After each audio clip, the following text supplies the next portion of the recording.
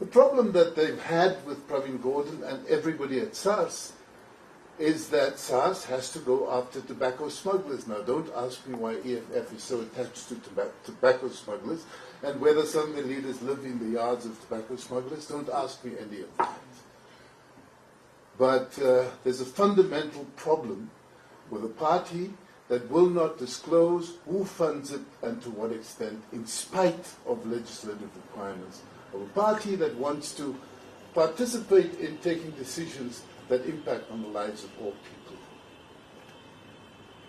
They have major rallies that have all kinds of gadgetry, rising stages for the one who defines himself as the commander-in-chief, hasn't commanded anything, but he calls himself that. And the problem for them was always that they were up against SARS. Now, anybody who knew Pravin, anybody who met Pravin, would be able to confirm that his life, his lifestyle, and in fact, the references that Priyasha read to the speech at the NIC is completely against every aspect of greed, corruption, and vanity. I think history will judge that issue. On the question of SOEs and what it will cost to put together again, it's a very difficult question. You know, leave SOEs for a moment and just look at SARS, because at the beginning, when SARS was being built, you could go to people who were on the up in their careers and say, democracy is fundamentally important, leave what you're doing, join us, because this project to build a democracy is dependent on an institution like SARS. SARS needs your skills and acumen, join us, even if it's for a short period, join us. And that was in fact the magic that gave SARS the energy to be the revenue collector in the world. I referenced this morning the fact that in the early 2000s, there was a request from the IRS in the United States to SARS to assist them to build a better inland revenue service in the United States. The IRS has been the subject of movies and so on. But SARS became the paragon of what was possible anywhere, not just in the developing country.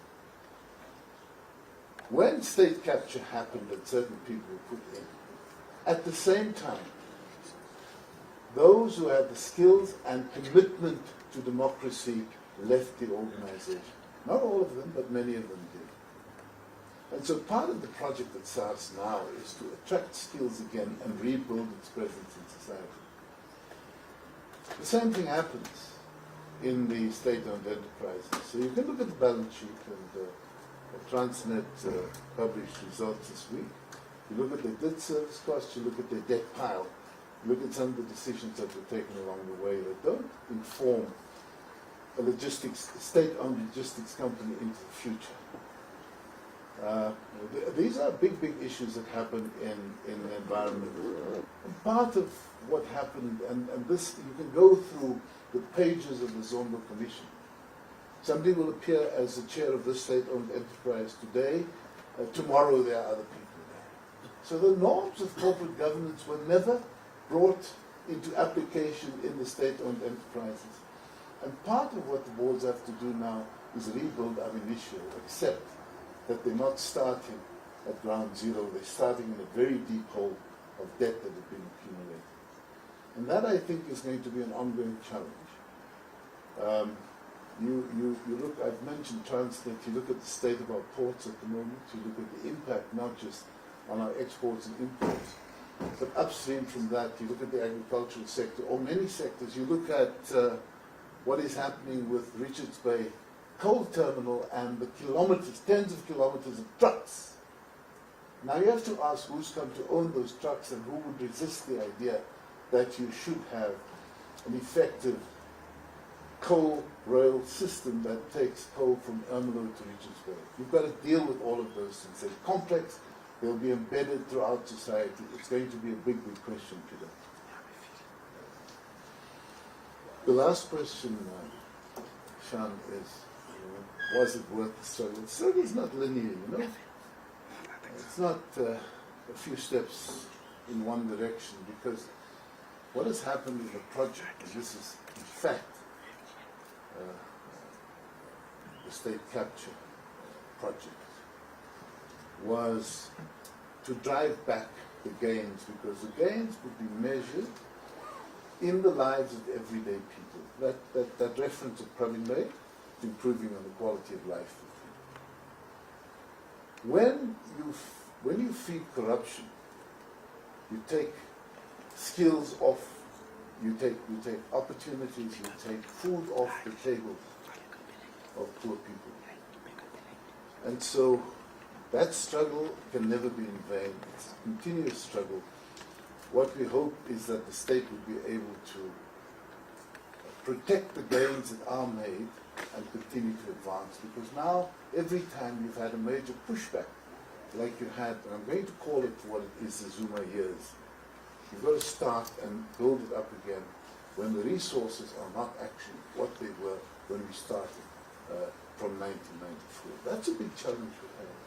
And the project now, and these are the words that come through from everybody who's worked on these issues in the detail with Pravin Gordhan, is that you can't give up that fight.